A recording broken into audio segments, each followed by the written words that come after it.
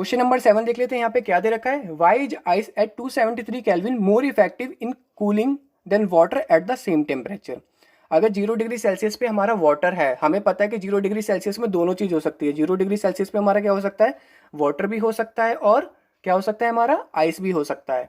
तो 0 degree Celsius पे दोनों चीज़ हो सकती है, बट इसने बोला है 0 डिग्री सेल्सियस पे अगर हमारा क्या होगा, आइस होगा तो ज़्यादा इफेक्टिव है कूलिंग में। भाई आइस अपने हाथ में रखेंगे तो ठंडा लगेगा, पर वही 0 डिग्री सेल्सियस पे वाटर रखेंगे तो थोड़ा हीट उसमें रहती है। तो यहाँ पे वही बताना है कि ऐसा क्यों होता है।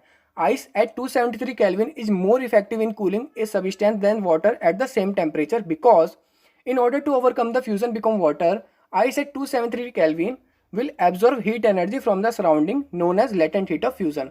तो आइस क्या होती है, आइस एब्जॉर्व करती है हीट एनर्जी। आइस क्या करती है, वहाँ से हीट एनर्जी एब्जॉर्व करती है। वहाँ पे वो हीट एनर्जी का नाम क्या था, लेटेंट हीट ऑफ फ्यूजन। हमने एक एक्सपेरिमेंट किया था, हमने एक बीकर लिया था, नीचे बर्नर लगाया था, उसका टेम्परेचर मापा था।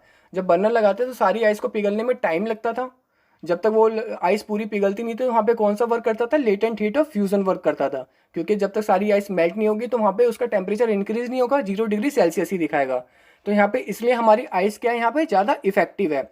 Hence the cooling effect of ice will be more than water at the same temperature because water does not absorb this extra heat from the medium. तो वहाँ पे क्या हो रहा था, आइस तो वहाँ पे क्या कर रही थी, हीट एब्जॉर्ब कर रही थी, latent heat of fusion. But यहाँ पे वाटर कहाँ करेगा, वाटर तो सीधा वेपर फॉर्म में उबलना स्टार्ट हो जाएगा।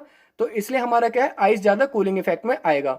तो latent heat of melting point, latent heat of melting of ice क्या है हमारे यहाँ पे, 334 जूल पर किलोग्राम। ये यूनिट है, मैंने यहाँ पे इसलिए याद कर दी, नॉलेज के लिए काम आएगी। ठीक है, अब हम बढ़ते हैं नेक्स्ट।